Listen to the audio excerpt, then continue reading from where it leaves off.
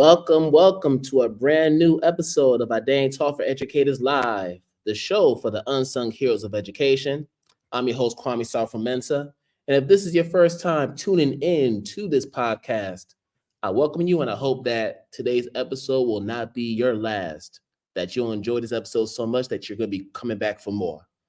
And if you're a returning listener or viewer of the podcast, as always, I appreciate the continuous support and I hope that today's episode is one that you find informative, enlightening, and as always, insightful.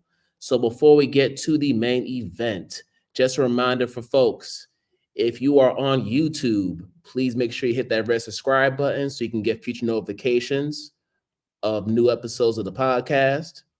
Also, if you're listening from Apple Podcasts, Spotify, or any of those audio platforms, please be sure to subscribe there as well.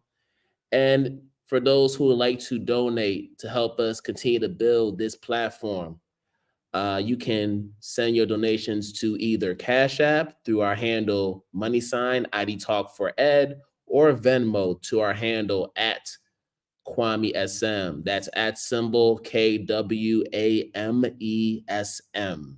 And to catch past episodes of the podcast, you can go to our main website at identitytalk4educators.com. And as always, thank you all for the support.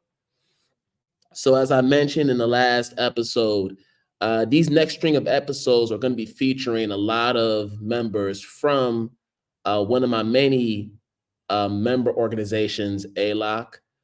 And I'm telling y'all, some of these stories that you'll be hearing over the next few weeks are stories that will be inspiring, they'll be empowering, they'll be revealing, and hopefully will encourage you to really interrogate and go deeper into your own identities and just trying to figure out how you've had to navigate your respective environments and how you've had to make sense of different events that have transpired in your own lives.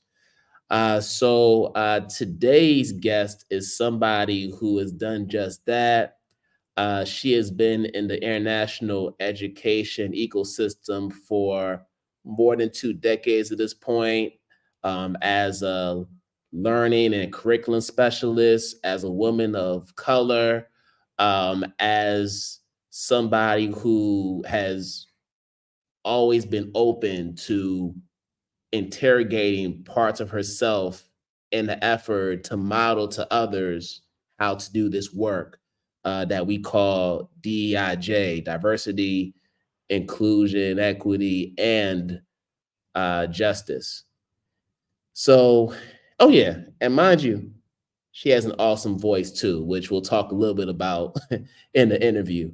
So without further ado, I want to bring on Angeline Aow to the podcast to talk with us about her journey and just what brings her into this space today. So let's talk to Angeline. Hello. Hi, Kwame. Thank you so much for having me on. Well, thank you for accepting the invitation. It was a pleasure to finally meet you in person after all these years just seeing screens and being virtual. So it was great to see you in the flesh a few weeks ago. So thank you. Yeah, it's great to have been in person with you. You mentioned there's going to be a string of like ALOC educators coming onto your podcast, and I can't wait to learn more about all of the co-conspirators we've been in that association with, trying to move things forward in the international schools world. Yes, yes. And of course, you're familiar with the podcast. You've watched enough episodes to know what we do on this platform. So to get us started, I want to give you an opportunity to just share with our audience who or what inspired you to want to become an educator. Yeah, I've been thinking about this, and it's one of these things where I feel like I've always wanted to be an educator. So rather than just say one thing that kind of inspired or sparked it, it was something I always knew I wanted to be. And I didn't just always want to be a teacher, I knew I wanted to be a primary school teacher. It was very specific. And even to a point where in year 10 in high school, like you have to do this work experience.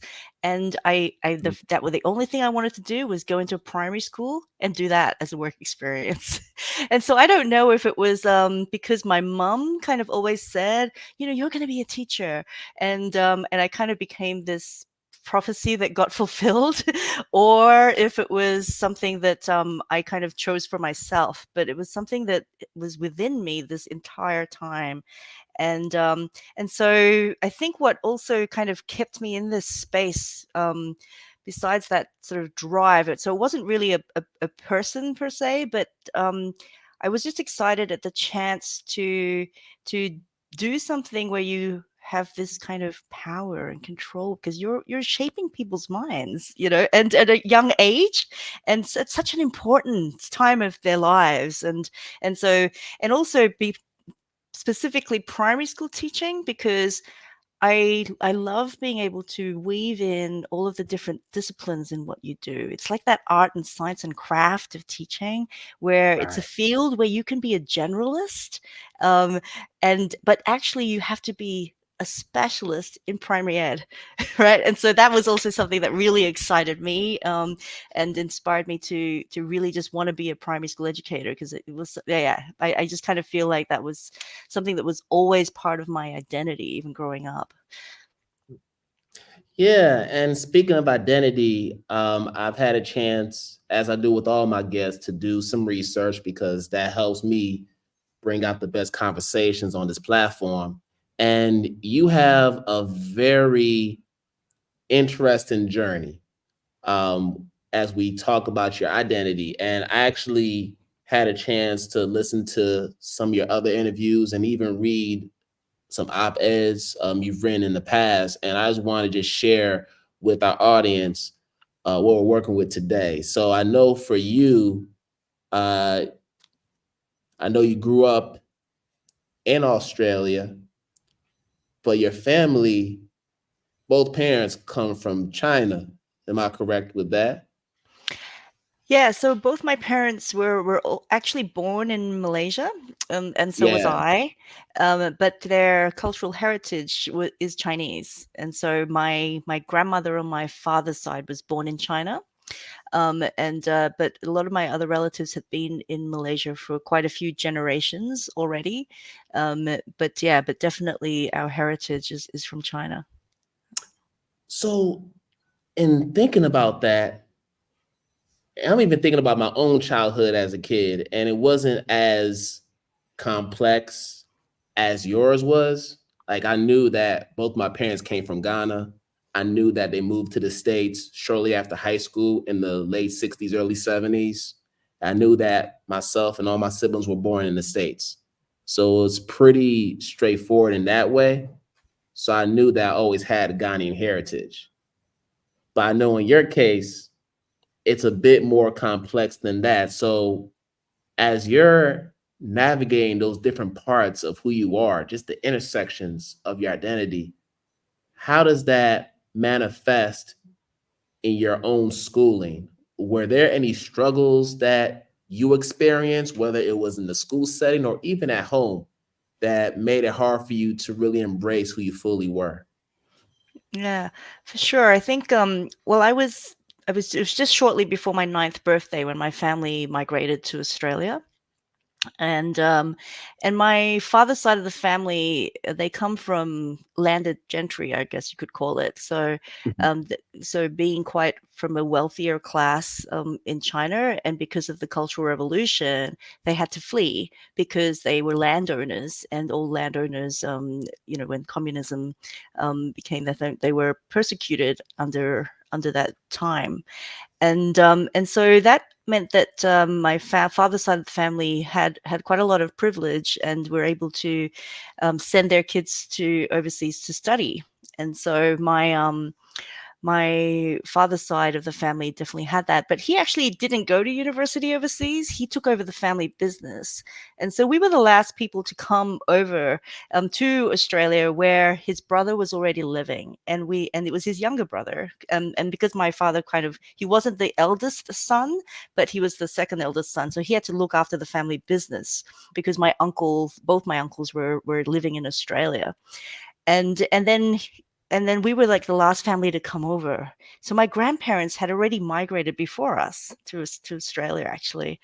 And when we moved to Sydney, we went from being sort of an independent family unit where my father was in charge of a rubber estate factory, to living with my uncle and my grandparents in the house, where my father kind of came during a time in Australia where the like in Australia in the 1970s, there was a white Australia policy.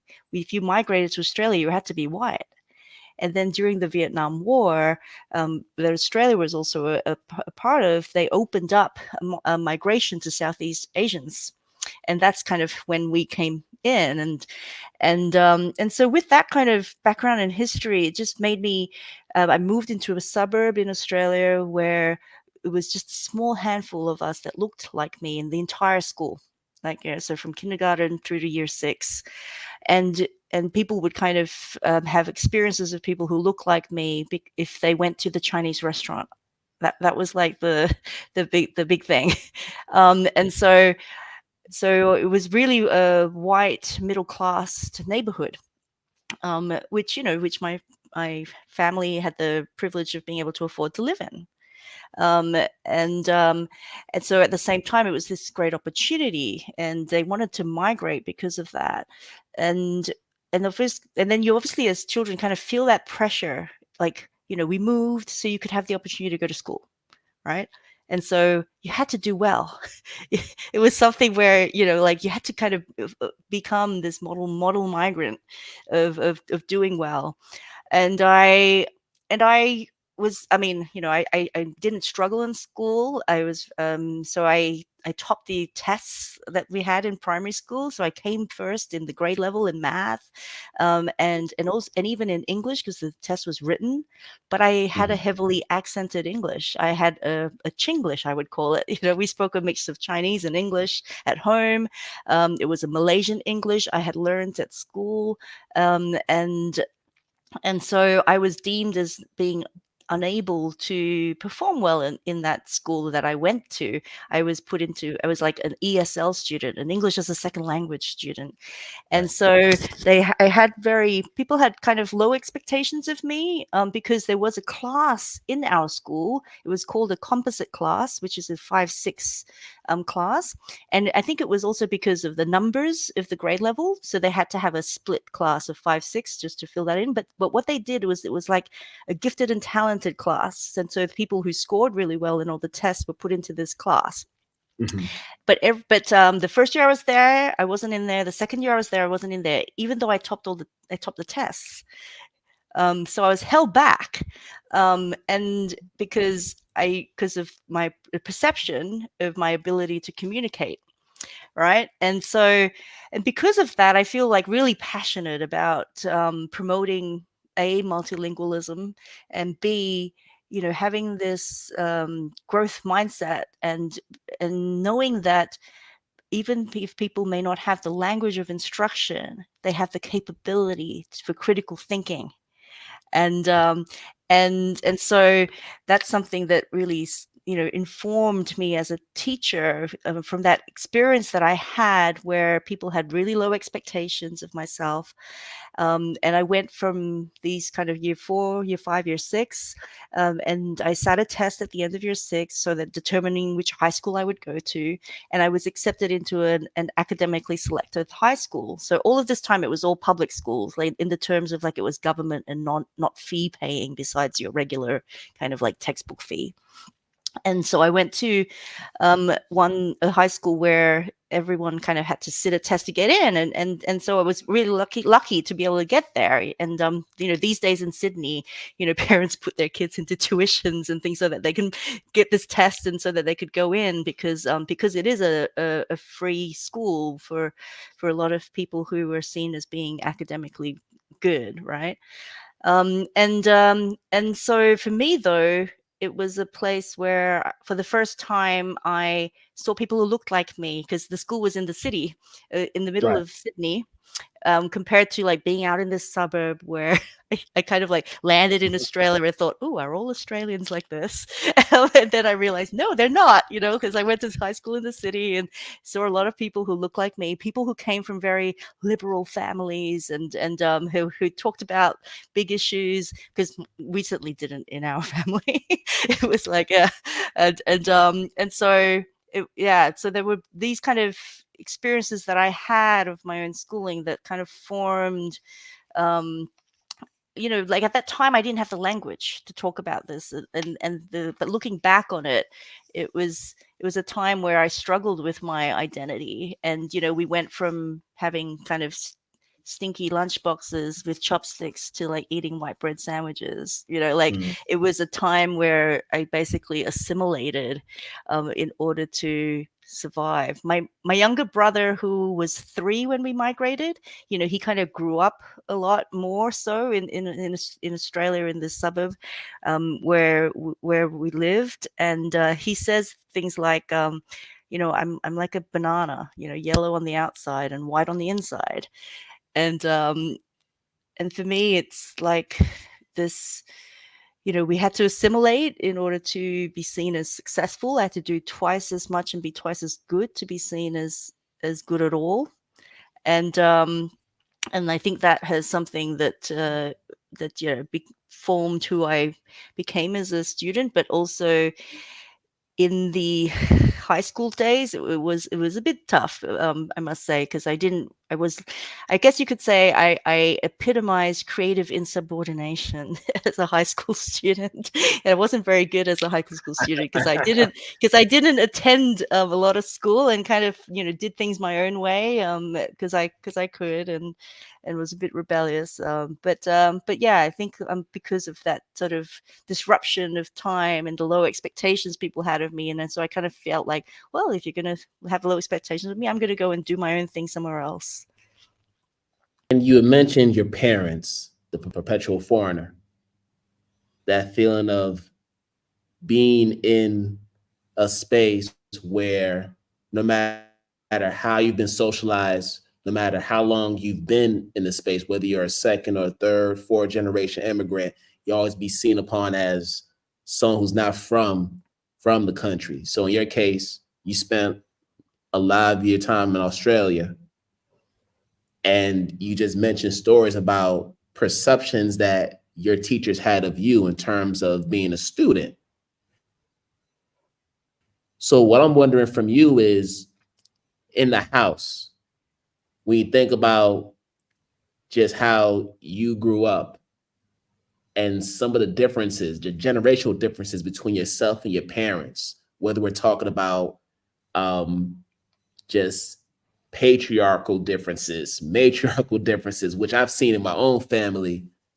Were you able to have those conversations with them? Because I'm sure you saw some things that maybe have not aligned with how you were socialized, but were considered um, maybe normal to your family, if that makes sense. Yeah, absolutely. And for me, it was, not just along kind of gender roles and gender norms, but also because my mother, is Hakka, right? And so she speaks a Hakka dialect, in her family. She's one of 11 brothers and sisters. They grew up in a rubber tapping village. And so, and my father, as I mentioned before, came from this like landed gentry. And so there was a big Mhm. class and caste divide in that dynamic and in that relationship. And my mother got a upheaved from Malaysia, where she had a lot of family, a lot of social structures and support, into living, like I mentioned, in a house that was my father's brother's house, and living with, her in-laws. Like, I don't know about you, but I can't imagine moving in with my Mhm. in-laws right now. Like, and so I couldn't do it. yeah, so there is that generational kind of thing already, right? And I saw, my mom, ended up getting a higher paying job than my father when she moved to Australia. She ended up working for a bank in Australia, and because she spoke a lot of Chinese dialects, and my mom is like whip smart, and could do a lot of numbers like really fast. But she finished high school in year 9, right? She didn't have the same opportunities, and but she ended up having a very successful job. She started as a bank teller in Chinatown in Sydney, but she could speak all the dialects to everyone and anyone who came in, and then she quickly got kind of moved up the ranks, and she ended up like. Having accounts with really rich business people coming across, wanting to invest in Australia, and she would be in charge of looking after them. And so here's someone who didn't finish high school, didn't have the opportunity to go to university, but ended up earning more than my father, who had a different education, learned in English, and he went to a British naval school in Malaysia. And so like those generational things and the expectations, but still my mother played this role in the family where she would do her job, come back, and still cook and clean for everybody who was living there. And at that time, when I was younger, Yeah. I took advantage of that. I'm not proud of the way I I would, I would also be like, I speak English like this, or I do this. And so you feel like superior to someone who may not have different skills or the same education or opportunities you had. But at the same time, my Mhm. mom was like, she did everything. And I would get frustrated and annoyed at her for doing everything, because we would have family dinners where my aunts and everyone would come. It would be potluck, and everyone would bring a dish, but my mom would bring 2 or 3. And mind you, she's a great cook, so everyone's kind of expecting her to do that too. And then not only Of that, course, but that's she would spend expectation. most yeah, but she would also spend most of her evening in the kitchen just cleaning up after everyone. Like, um and so I remember being young and having a kind of like a I would get really mad. So I'm born in the year of the fire snake, right? And so my mom has this word. She says you're very ok, and it's ok means in like Hokkien, which is the dialect my father speaks. It's like you're very fierce, and you say everything that's on your mind, and like, and so so it's like you're very aggressive, and I'm like, well, do you mean that I'm just opinionated, like, and so I would just tell her things like, why are you doing that? Like, and I would be like, stop that, come and enjoy yourself. She doesn't know how to sit still.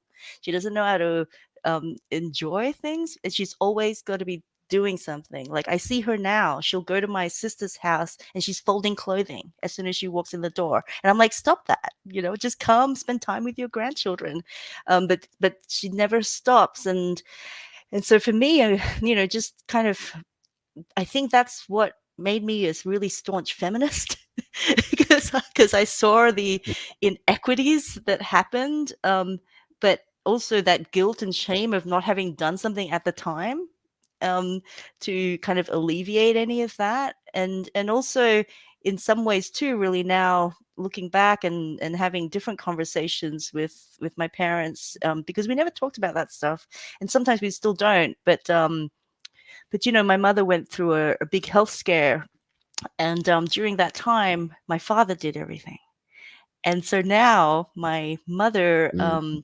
who has is on the other side of having had cancer, um, she now says like, okay, no, she says no now for the first time, and she's like 74 this year, and I'm like, and so I'm so proud of her, and just like, like how people's identities shift and change and become, and certain things happen, and so, obviously my parents play a big role in that, but also watching the social dynamics and learning more about why that is, diving a little bit more back into understanding, Malaysia, and understanding China, and understanding, how caste works, made me unpack that a lot Mhm. more and come from more of a place of less judgment, but more understanding of the time, like you mentioned, the intergenerational things, understanding that for that generation, that was something that was very different. And I see that you've channeled a lot of these experiences and these traits that you've acquired into your work. So I'd like to know, how has unpacking your own identity helped increase your ability to understand the intersections of other folks as an educator? Yeah, I strongly believe that knowing ourselves um, is the first step to knowing others more deeply. Because when we know ourselves better, we know how we view everything and how we are interpreting others as well. And also, like, because our senses of self underpin all our decision making. So the more I can identify like what's underpinning my decision making, and knowing, why does that, like, get my goat, and why does that, like, resonate with me, or I have an affinity with it, then for me, all of that comes down to, oh, it's because of who I am, so when I see injustice when it comes to the roles men and women play, that's because I've identified that, oh, it's because I have this, experience growing up in this household where it wasn't equal. And that gets my goat, but also knowing what maybe doesn't get my goat. And so unpacking that also helps me understand unpacking my own identity also helps me understand what I don't know and what is outside the realm of my understanding. And so knowing that makes me kind of more aware of what I need to challenge about myself and my own perceptions and lack of, so that I can keep evolving what I do and don't know. And so I think for me, like, I can, some of the things that we experience, impact the decisions I make, and the decisions I make as an educator, because I'm judging things that from myself. So when I say things like, with my son, for example, I really want him to develop a really good study habit because I knew that I didn't have one.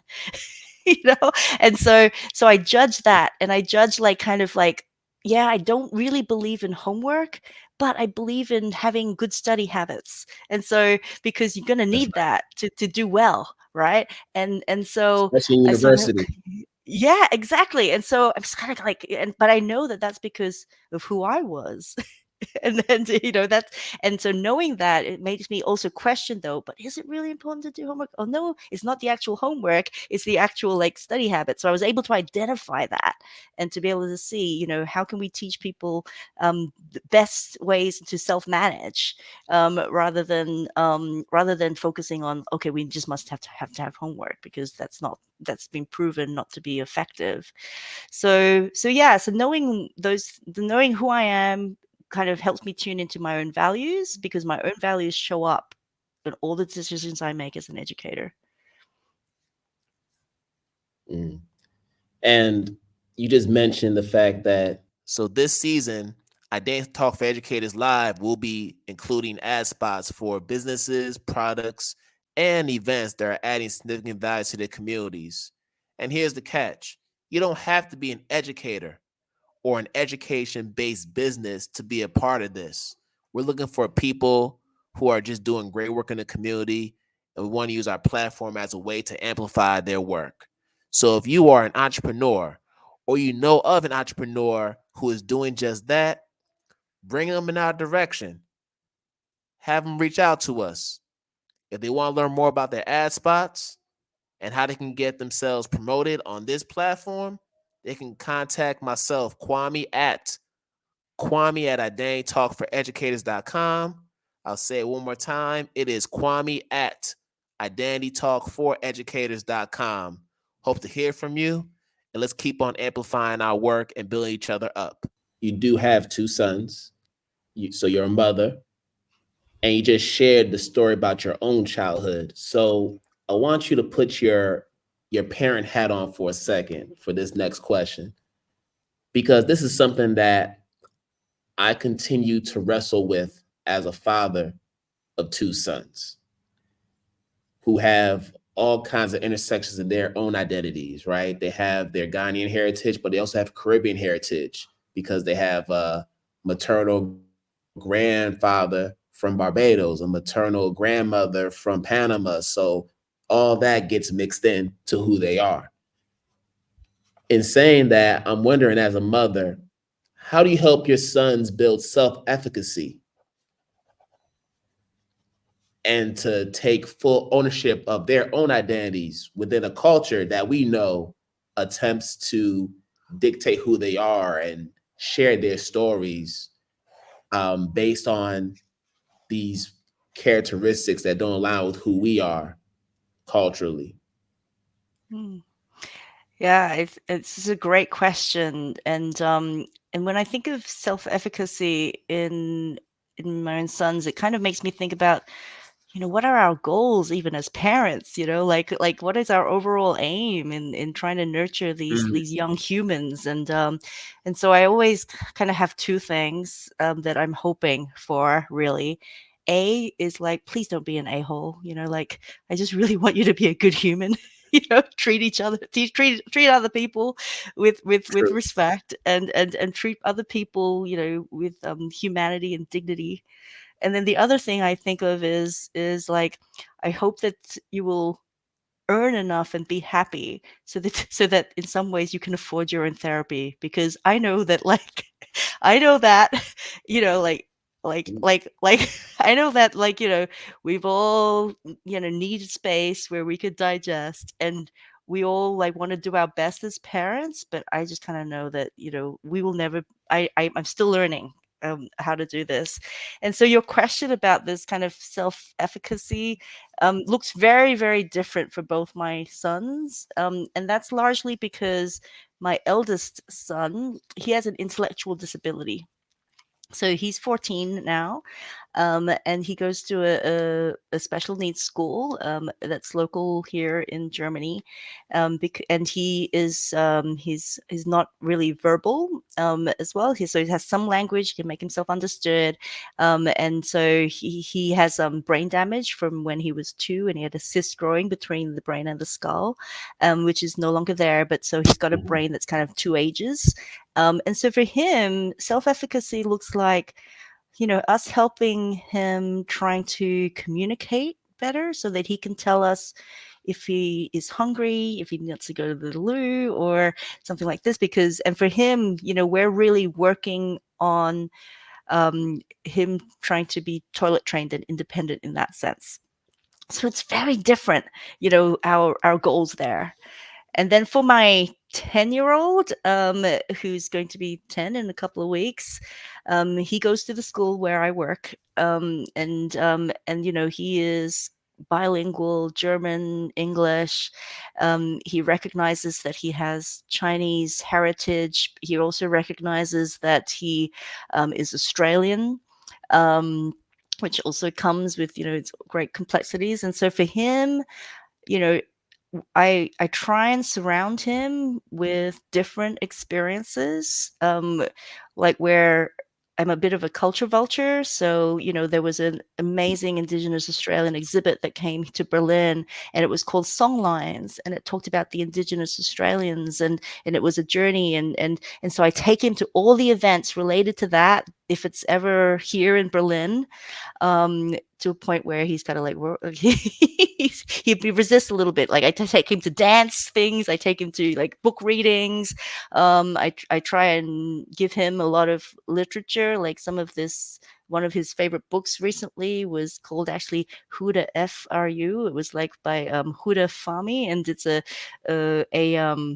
a graphic novel of someone who wears a hijab, and so I try to surround him with many different exposures to provide him really with the opportunities to have windows into the world, as we say, and opportunities for like sliding doors, and also opportunities for him to read things where he can see himself, right, as well, and what it means to be really a an identity in global transition, but also having a very strong home here. So both my sons were born in Berlin. I've been in Berlin since 2005, and they were born in 2009 and 2014.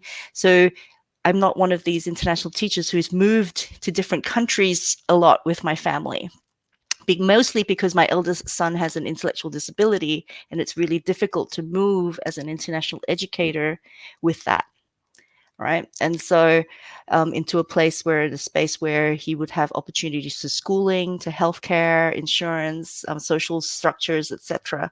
And so it's sorry, really complicated answer to your fairly simple question, but but I just wanted to share that, self-efficacy is something that looks very different when both my boys have such different needs, due to the neurodiversity that exists within our family. Mhm. And I want to keep going down that lane for a second, but this time I want you to put on your international school advisor hat, because I know Mm-hmm. you visited schools and you've had a chance to do, I'm assuming, some audits of different schools, or at least be on a team of folks who have had to do some work and different research on different schools globally.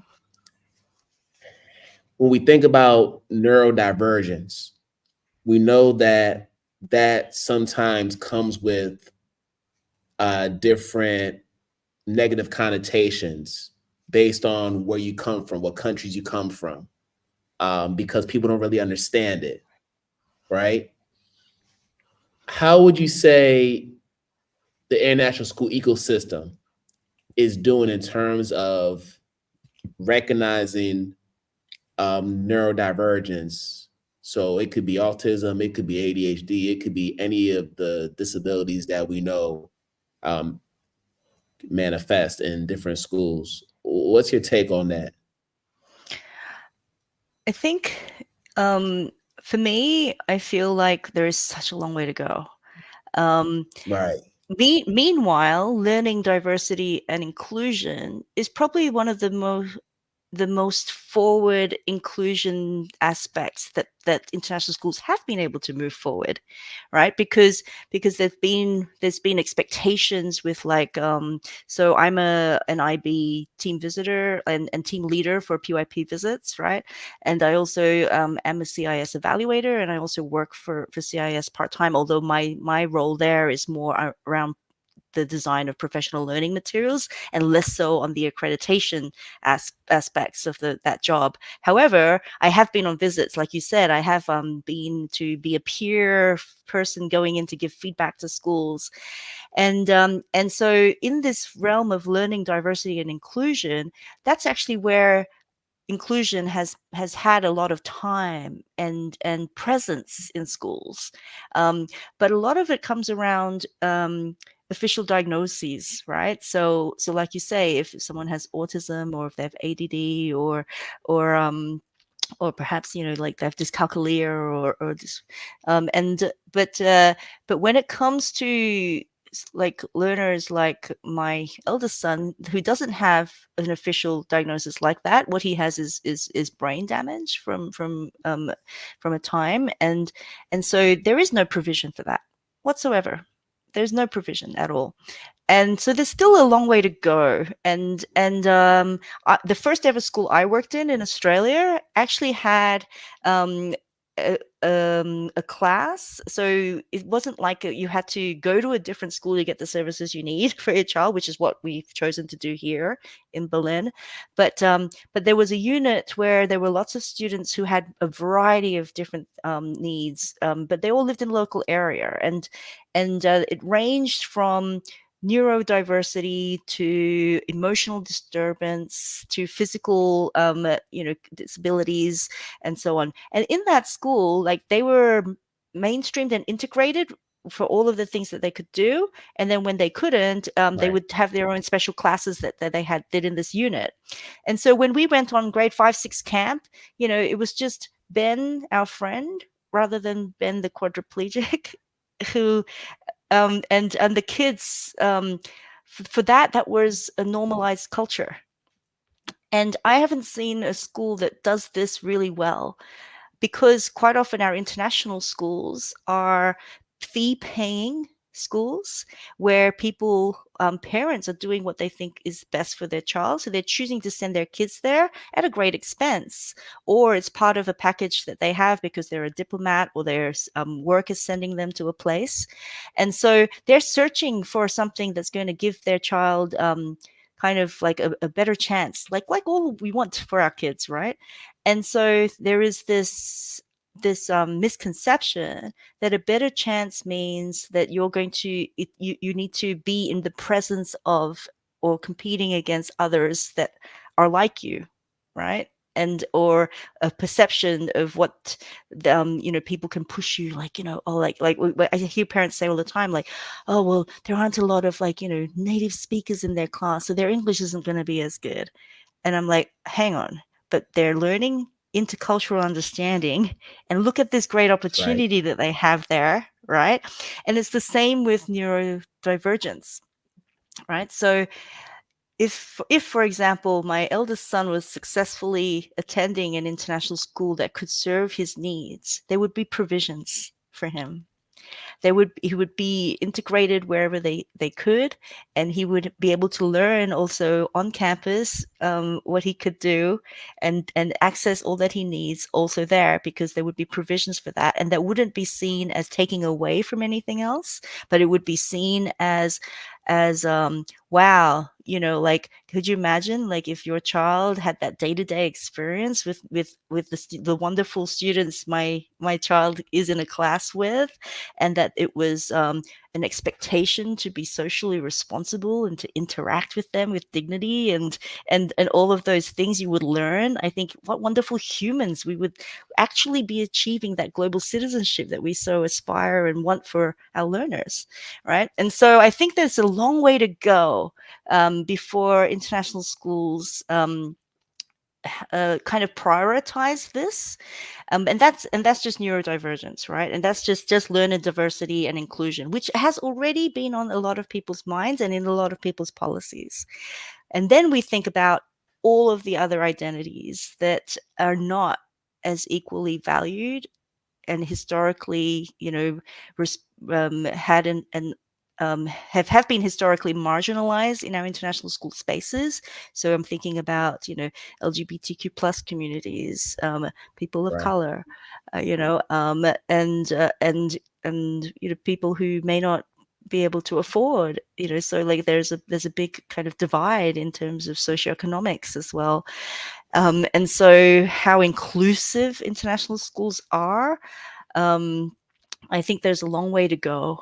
And yeah, I think that while some schools may do really well in some aspects, I think that we're still in a space where we need to decolonize international schools. So we're not always striving for something that is a measure of success that looks like chasing, social capital, economic capital, um, kind of this academic lens, and as a measure of what it means to be successful. So going back to then kind of the expectation I have as a parent is, I'm hoping that my child will be a good human, you know? and and and uh, and so for That's me, right. I just kind of want schools to, and this is something that in our book, in the book I co-authored, in chapter 4, I talk about like, what do we owe our students? And it came from a book I was reading at the time that was titled a new kind of social capital, and it was talking about having a new sorry, I wrote the name down. It's called What We Owe Each Other: A New Social Contract by Minouche Shafiq. And this is the idea that we need to redesign what schools are there for, right? And rethink, Mm. what do we actually really owe our students, and how, and in service of them and the evolvement of their own identities into being the best possible kind of versions of themselves that they can be, because we're really responsible for not just shaping their minds and whatever test we think they're going to get at the end, and to go into university, because university is not for everybody, but thinking about shaping minds, but also people's hearts and their hands, what they're going to do next as socially responsible citizens. All that's true. And I want to make sure that we talk about becoming a totally inclusive school. So before I ask my question, shout out to your co-authors, Dr. Sadie Collins and Dr. Stephen Whitehead. So I want to make sure we shout them out because it was a collective effort to write this book. And this next question is one that I'm particularly interested about because I just finished submitting my book manuscript to my publisher for production. And the book is similar in subject matter to what you all wrote because it delved into all these different identity markers and the intersections of student identities and how we need to honor them in schools to make it more inclusive. So your two co-authors are white. You're the lone author of color. And I'm saying this because some people will think if we're talking about identity and we're talking about, dominant culture, white supremacy, and these very sensitive themes that need to be spoken about, I'm interested in knowing what that experience was like writing a book where we have to name who we are, right? Our identities. We have to acknowledge our privilege and positionality as we're writing about these very controversial yet important topics that we need to delve into.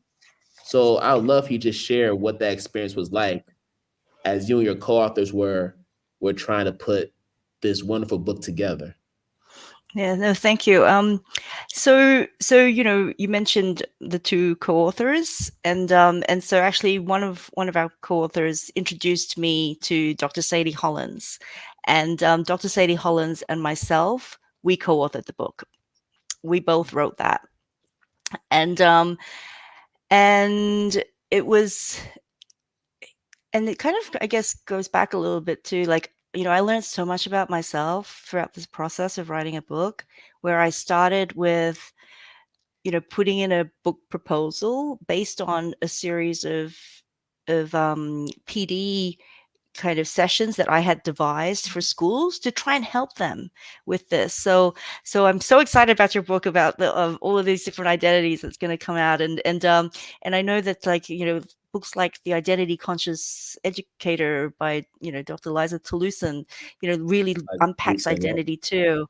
Yeah, and so in our first section of the book, we talk about total inclusivity and so we talk about you have to start with that identity piece, and then the second section of the book is about total inclusivity in us, and so it's looking at the relationships you have with other people, right? And then this third part of the book is total inclusivity in your institution, so that thinking about school structures and infrastructure. And that's how I had kind of designed this learning experience after working with schools over time, and so this kind of evolved. And then so when I put in the book proposal, with in collaboration with Dr. Sadie Hollins, and we worked on it together, and it evolved. And I had no experience being an author, Kwame. I had no experience in that sense. And so I doubted that I could do a book on my own, to be honest. And I would not have been able to do this book without Sadie. Sadie is amazing. Sadie, she brought a perspective to the book that I didn't have as much of. She was the editor of the Wellbeing in International Schools magazine. So she's also a really great writer. She's a PE teacher from the secondary school.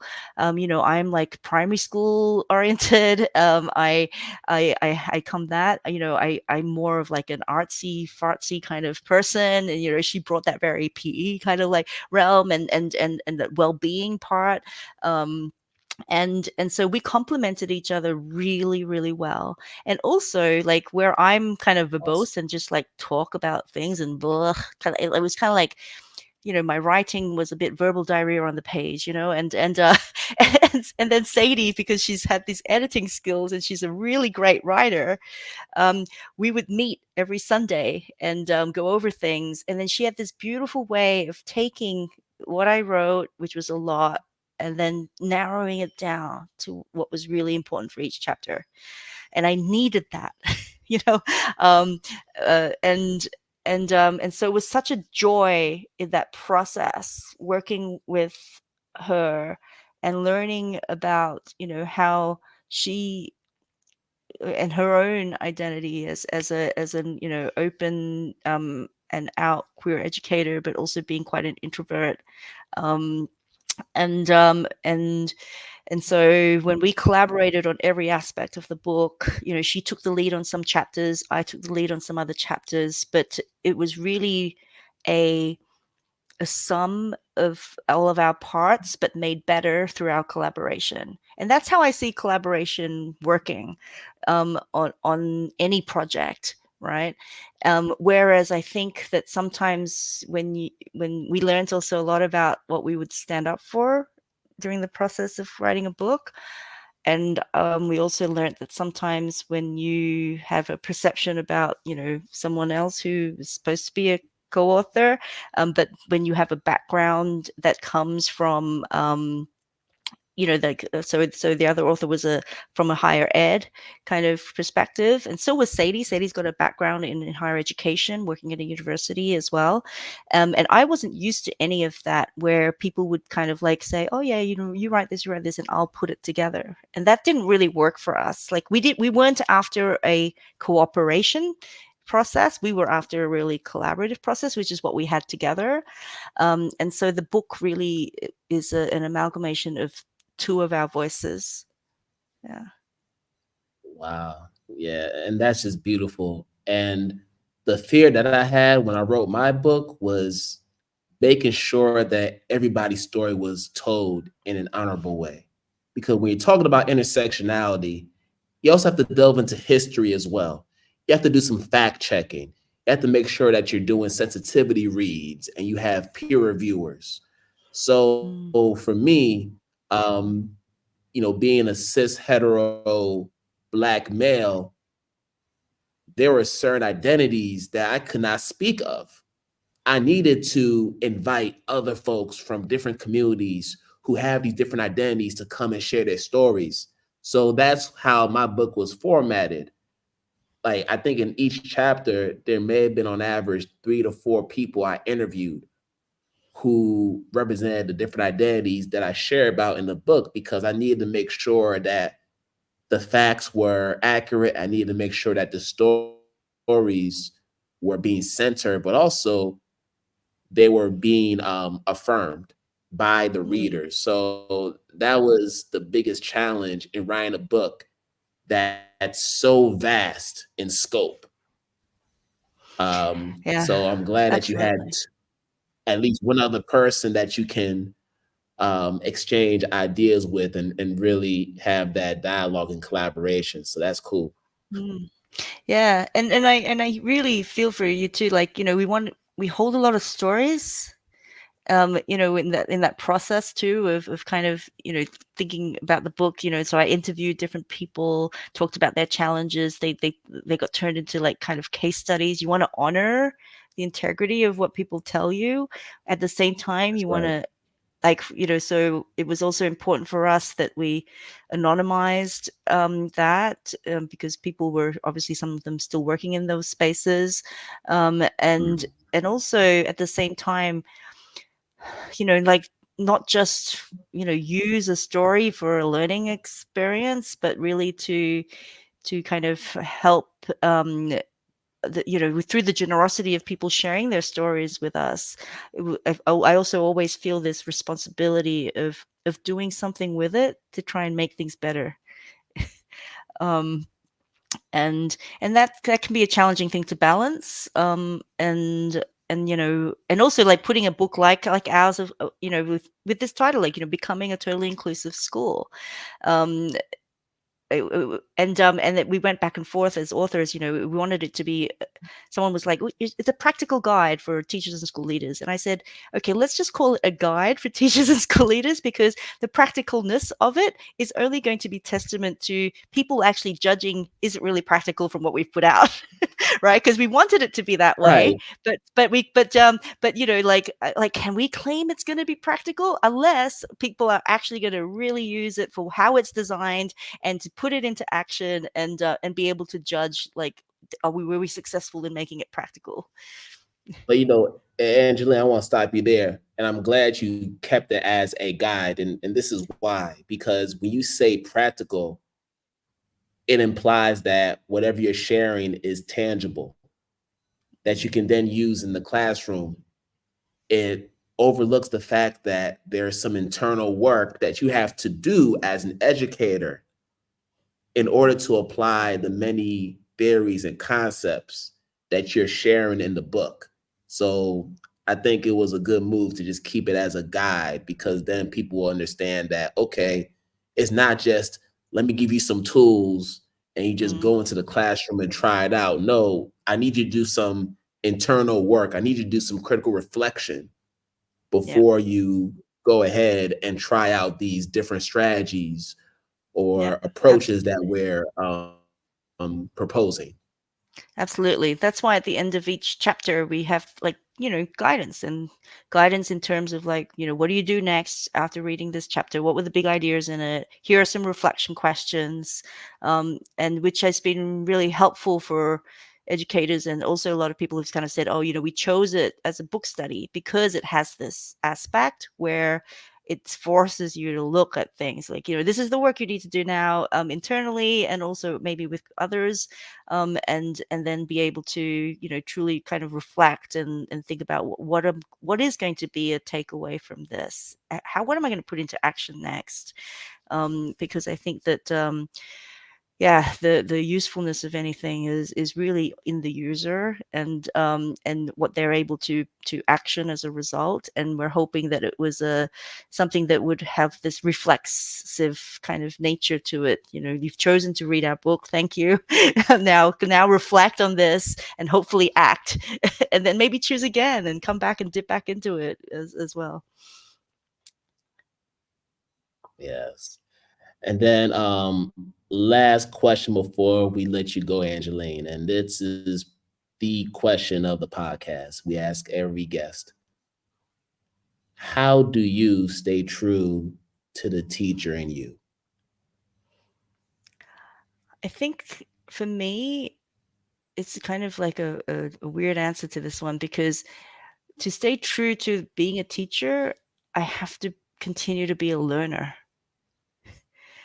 I I feel like I'm constantly trying to be a better teacher.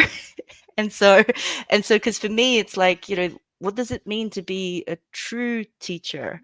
Like, what does it mean for me to be a teacher? To me, I feel like I'm trying to constantly become a better version of myself. And so to do that, I'm constantly learning about things. And so for me to be true, is me constantly investing in my own learning to think about how I can better serve the people under my care, whether it be my students and being in a pedagogical leadership role, like it's the teachers I work with. So how can I be a better pedagogical leader to help you access what you need? So I'm constantly learning about that. And so for me, being this true teacher means yeah, embedding things into becoming a learner, but also getting better at being a facilitator of learning. And then at times, like, how can I be the best leader of learning? And so I'm constantly learning about all three of those things. And yeah, that's how I feel like I can stay true to myself as an educator.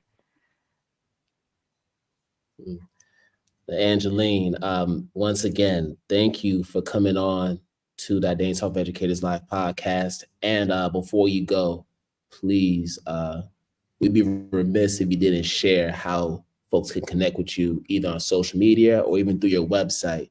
And also feel free to share what services you do provide, because I know you do that. Yeah, no, thank you. Yeah, so the best way is really to go to my website. It's www.angelineaow, ANGELINEAOW.com. And you can also find me on LinkedIn. I have a fairly unique name and spelling, so it's quite easy to search. And also, I am on X, formerly known as Twitter, and that would be at ANGEAOW. And yeah, so those are the main platforms I guess I use on social media. And so yeah, thank you. Reach out. I do work with schools independently. I do work at my school where my son goes to now. I'm there 2 days a week, and I also work with the Council of International Schools, as I mentioned before. So I don't take on a lot of consults, but when I do take on a school, I hope it may be yours.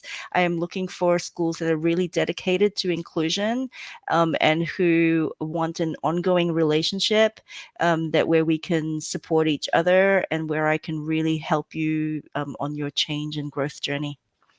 All right. Translation, no one-offs, y'all. No one-off workshops. If you really about the work, you need to Yes, go on this correct. journey. Yeah, if Go you're on this ready journey to with the put in, yeah, if you're ready to put in and looking for sustainable change, and really looking balancing, individuals with, creating a culture and looking at systems and infrastructure, then I'm your person. All right, there it is, y'all. And also make sure you get a copy of Becoming a Totally Inclusive School. It's out now, still out. Make sure you get you a copy. Thanks, You'll thank Kwame. yourself for it. All right, Angeline. So we will talk soon. Thank you again. Thank you.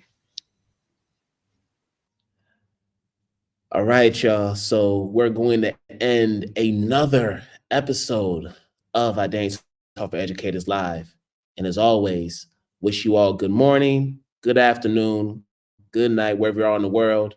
And we're going to do this again another time. Peace out, y'all.